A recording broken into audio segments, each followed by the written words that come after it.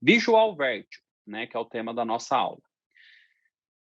Então, a gente vê que assim, né, o sistema vestibular e o sistema visual, eles têm que estar sempre em harmonia. Quando eu estou movimentando o meu corpo e a minha cabeça, os meus labirintos, eles estão captando movimento, né? Então, o labirinto serve para captar aceleração, levando aí para a física, e o olho está captando imagem. Só que isso tem que estar em consórcio lá dentro, né? Porque o olho está vendo o ambiente se movimentar e o labirinto está captando aceleração. Essas coisas têm que concordar lá dentro e as duas coisas têm que estar falando, né, o mesmo movimento para o meu cérebro. Legal.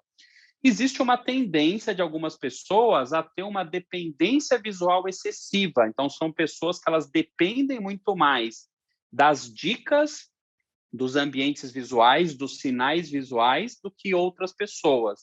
O porquê isso acontece? Individualidade de cada um. Talvez um padrão genético, né, individualizado, mas não tem um motivo muito claro para isso acontecer. Pois bem, essas pessoas que elas têm uma dependência excessiva de dicas visuais, de sinais visuais, para controle, né, de equilíbrio, são as pessoas que têm mais chance, estatisticamente, de desenvolver o visual vértigo. Pois bem, então, né, lembrar que os dois sistemas, né, o visual e o vestibular, eles vão trabalhar em consórcio para manter a imagem focada na retina.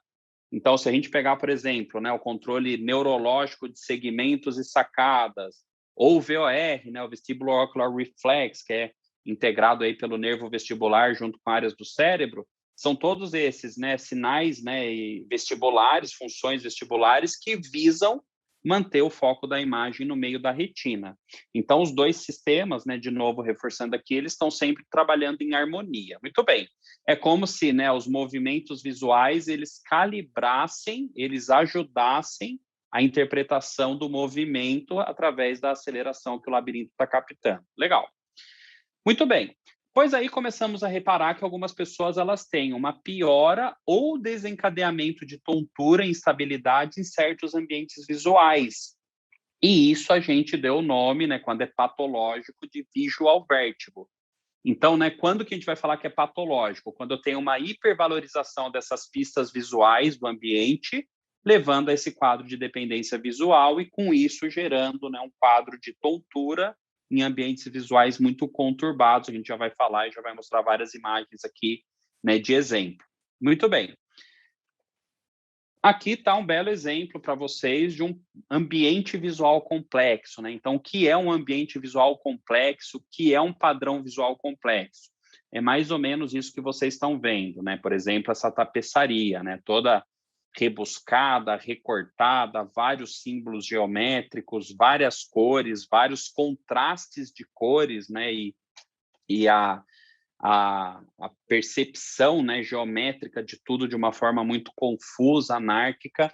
Isso é, por exemplo, né, o exemplo de um ambiente visual complexo. Então, um ambiente visual complexo ele é composto por cores excessivas, brilho excessivo, formas geométricas fundidas e pode ter também esse padrão de listras ou xadrez.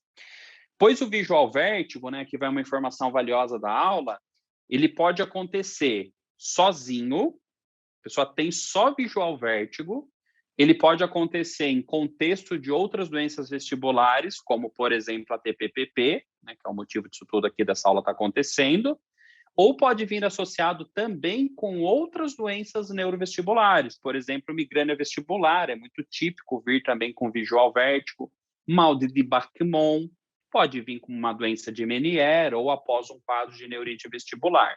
Então, qualquer doença vestibular, qualquer doença que gere vertigem, qualquer doença do labirinto, que são pelo menos 7, do nervo, que são pelo menos 4, ou dos, né, núcleos vestibulares cerebelo, que são dezenas, tem o potencial em algum momento de complicar com o visual vértigo.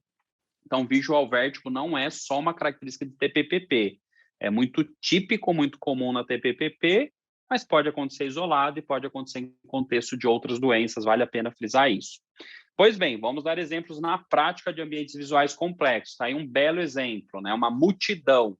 Então, multidão, por que é um ambiente visual complexo? Porque tem movimento, porque tem cores e formas geométricas distintas, né, com o movimento populacional. Cada pessoa está com sua camisa, está com a sua estampa, cada pessoa está num movimento diferente, uma profundidade e distância diferente, uma aceleração, né, e uma velocidade linear diferente de outra pessoa, isso gera um ambiente complexo. Então, uma pessoa com visual vértigo num ambiente desse como esse, né, uma estação lotada, uma saída de metrô, ela tem o potencial de sentir desconforto, de sentir tontura, de sentir instabilidade. Então, de desencadear nela sintomas vestibulares, ou piorar.